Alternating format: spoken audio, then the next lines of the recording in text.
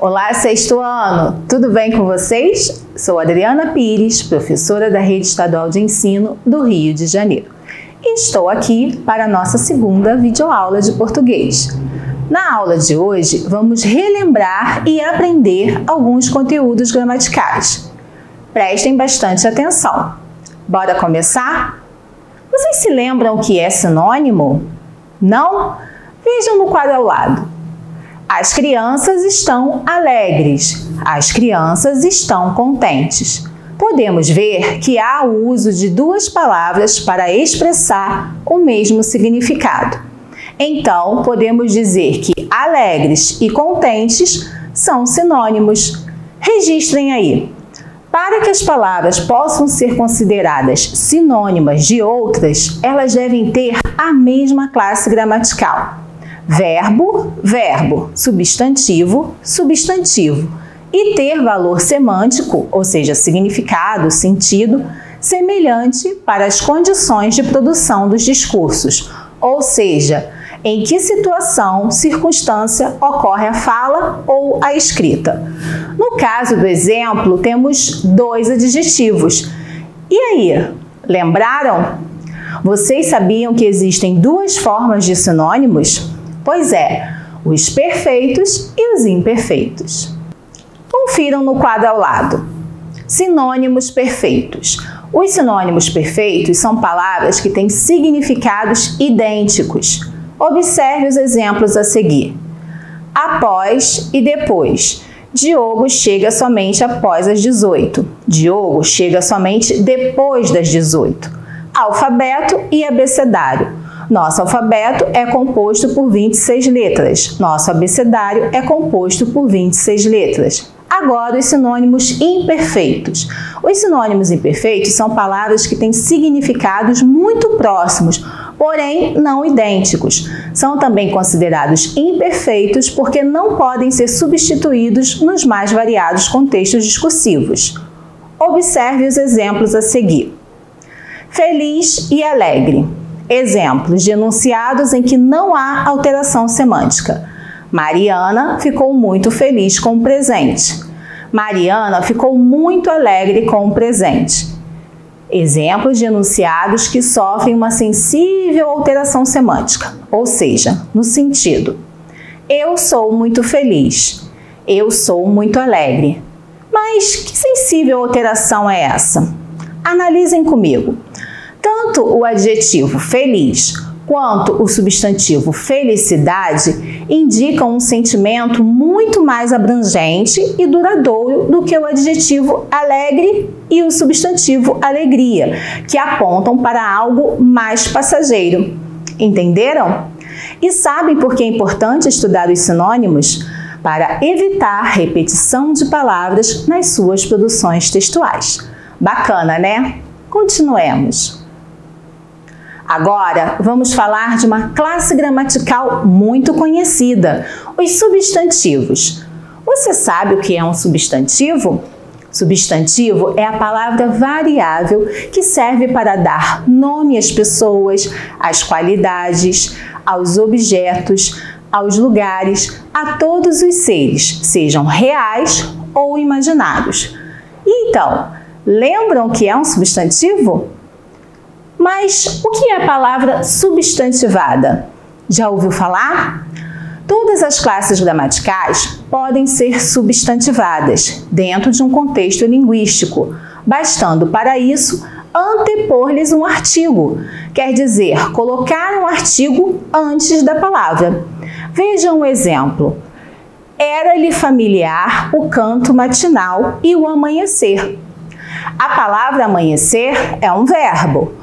Contudo, nessa frase é uma palavra substantivada. Como podemos ver, há o artigo definido masculino o, antes da palavra amanhecer. Entenderam? Que bom!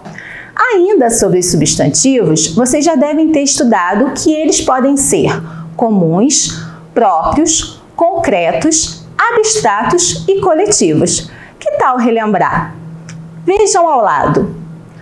Substantivos comuns referem-se a qualquer ser de uma espécie, sem particularizá-lo.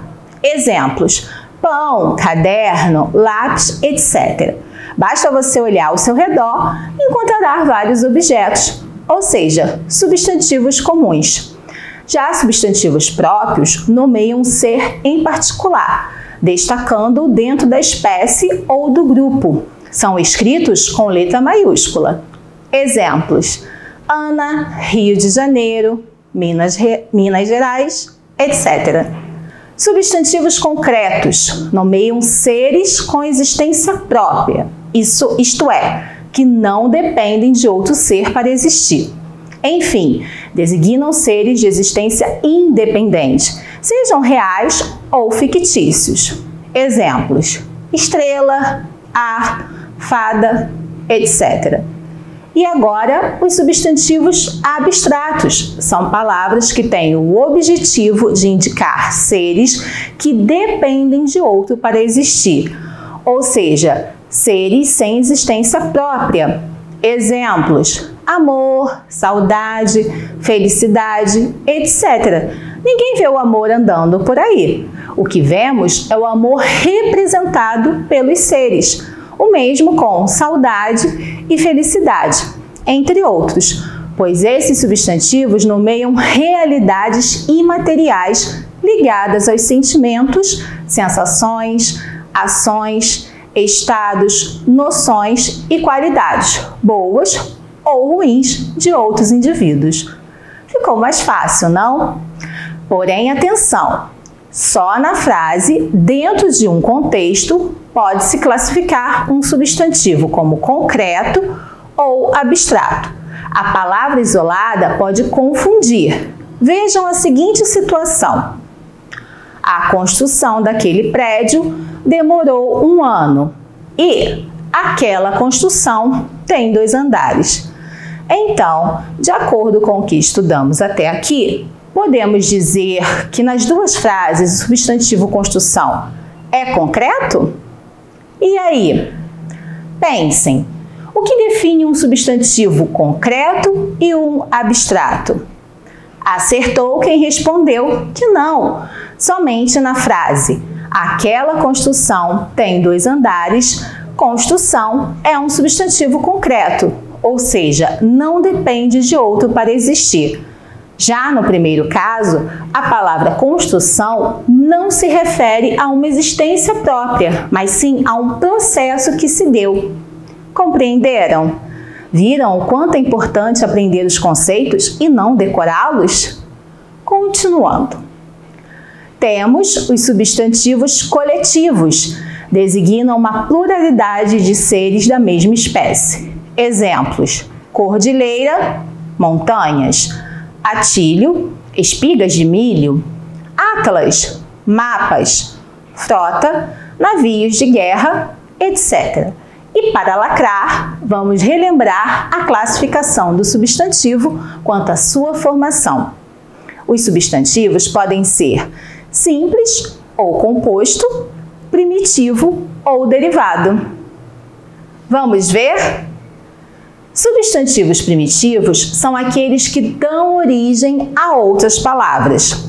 Exemplos: mar, papel, terra, jardim, livro, etc. Quer dizer que desses substantivos surgem outros, que são os derivados. Substantivos derivados são os que se originam de outras palavras. Exemplos: marinheiro, papelaria, território, jardinagem, livraria, etc. Perceberam que os derivados citados surgiram dos primitivos que vimos como exemplos? Substantivos simples são os formados por apenas uma palavra. Exemplos: amor, casa, dinheiro, árvore, etc. E substantivos compostos são formados por mais de uma palavra. Exemplos: segunda-feira, arco-íris, cachorro-quente, cavalo marinho, etc. Vocês devem ter notado que um único substantivo pode ser comum, primitivo e simples ao mesmo tempo. Está super certo. Como disse antes, o importante é conhecer cada definição para não errar. Infelizmente, galera, chegamos ao final da nossa videoaula, mas você ainda tem as OEs e os podcasts. Se ainda tiver alguma dúvida, converse com o seu professor. Um forte abraço e até mais!